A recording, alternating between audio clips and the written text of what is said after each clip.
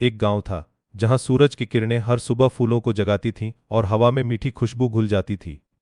इसी गांव में रहता था एक प्यारा सा लड़का, रोहन। रोहन बहुत ही अच्छा और दयालु था, पर एक छोटी सी दिक्कत थी, वह दुनिया का सबसे अनाड़ी बच्चा था।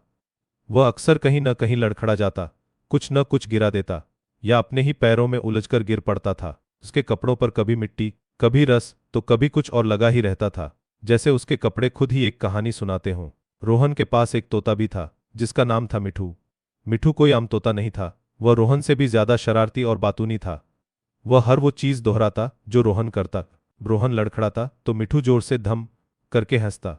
जब रोहन कुछ गिरा देता तो मिठू छपाक बोलकर उसकी नकल करता। मिठू रोहन का सबसे अच्छा दोस्त था और सबसे बड़ा मजाक उड़ाने वाला भी। एक दिन रोहन अपनी दादी माँ के लिए टोकरी भर मीठे बेर लेकर जा रहा था। उसका मन था कि वह उड़कर जाए ताकि जल्दी पहुंचे और कुछ गिरे भी नहीं। उसने मन ही मन सोचा, काश मैं उड़ पाता, फिर मैं किसी की मदद भी आसानी से कर पाता और यह अनाड़ीपन भी नहीं होता। मिठू ने पास से गुजरते हुए उसकी यह बात सुन ली। उसने तुरंत दोहराया, उड़ पाता, फिर धम्मज नहीं होता। लेकिन तभी जमीन पर एक जड़ से टकराकर रोहन धड़ाम से गिरा। बेर सारे जमीन पर बिखर गए। ओ नहीं, रोहन ने कहा। मिठू ने तुरंत अपनी तोता वाली आवाज में कहा, धम, बेर छपाक, अनाड़ी रोहन, और फिर जोर से हंसा। रोहन थोड़ा उदास हो गया। वह जमीन पर बिखरे बेरों को देखता रहा। तभी एक चमकीली जुगनू जगमग जगमग करती हुई रोहन के पास उड़कर आई। वह इतनी छोटी थी कि किसी जादू की चिंगारी जैसी लग रही थी। जुगनू ने अपनी प्यारी सी आवाज में कहा, दुखी मत हो रोहन, मुझे तुम्हारी अच्छी सोच पता है। मैं तुम्हें एक जादुई पंख देती हूं। यह तब काम करेगा जब तुम सचमुच किसी की मदद करना चाहोगे और पूरी तरह निस्वार्थ होगे। उसने एक छोटा चमकदार पंख रोहन को दिया। लेकिन ध्यान रहे, यह तुम्हें सिर्फ थोड़ा सा तैराएगा, उड़ाएगा नहीं, और वह भी सिर्फ कुछ देर के लिए। और हाँ, यह थोड़ा अजीब भी लगेगा। रोहन ने उत्सुकता से पंख लिया। तो मैं अब तैरूंगा, उसने सोचा। उसने पंख को कसकर पकड़ा और उड़ना है बोलकर छलांग लगाई। धड़ाम, वो बस कुछ इंच ऊपर उठा और फिर अपने ही पैरों में उलझकर एक छोटे से गड्ढे में गिर गया, जिसमें पानी भरा था।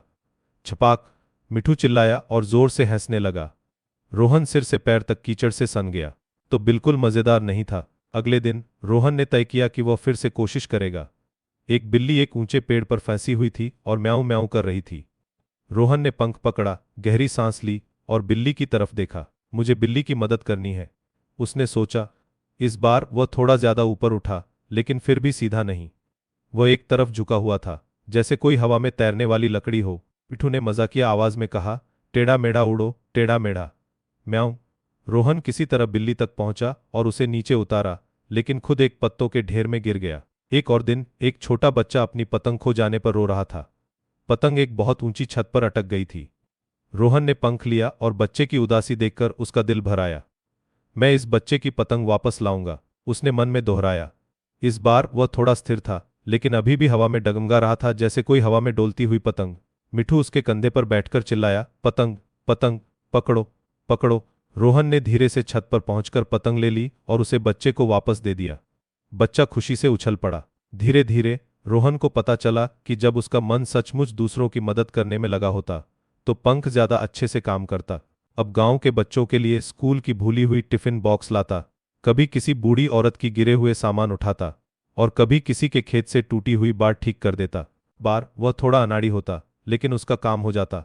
मिठू भी उसका सह पायलट बन गया था, हमेशा चिल्ला चिल्लाकर ऊपर नीचे सीधा कहकर निर्देश देता रहता। एक दिन गांव में बहुत बड़ी मुसीबत आ गई। गांव को बाजार से जोड़ने वाला पुराना लकड़ी का पुल टूट गया। नदी का पानी तेजी से बह रहा था और दूसरी तरफ गांव के सारे ताजे फल और सब्जियां फंसी हुई थीं, जो शाम को होने वाले गांव के मेले के लिए बहुत जरूरी थीं। सारे लोग उदास और परेशान थे। रोहन ने देखा कि सब कितने दुखी हैं। उसने मिठू से कहा, मिठू, हमें मदद करनी होगी। मिठू ने जोश में आकर हाँ हाँ मदद कहा।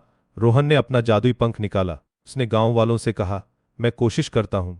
उसने अपने मजेदार अंदाज में तैरना शुरू किया। वह एक एक करके छोटे छोटे टोकरे और थैले नदी के पार से इस पार लाने लगा।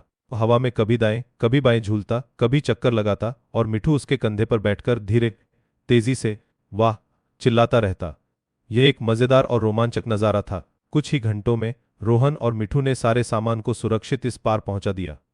गांव वालों ने तालियां बजाईं और रोहन को हमारा उड़ने वाला अनाड़ी हीरो कहने लगे। रोहन को एहसास हुआ कि असली जादू पंख में नहीं, बल्कि उसके मन की दयालुता में था।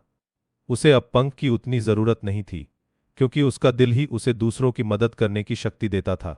गांव में अब रोहन को उड़ने वाला मददगार और मिठू को चहकने वाला दिशा निर्देशक के नाम से जाना जाता था। वे हमेशा साथ मिलकर गांव की छोटी मोटी मुश्किलों को अपने अनोखे और मजेदार अंदाज में सुलझाते रहते थे। मेरे प्यारे दोस्तों, अगर आपको ये वीडियो पसंद आया तो इसे लाइक करें, अपने दोस्तों के साथ शेयर करें और हमारे चैनल को सब्सक्राइब करके हमारे दोस्त बन जाएं।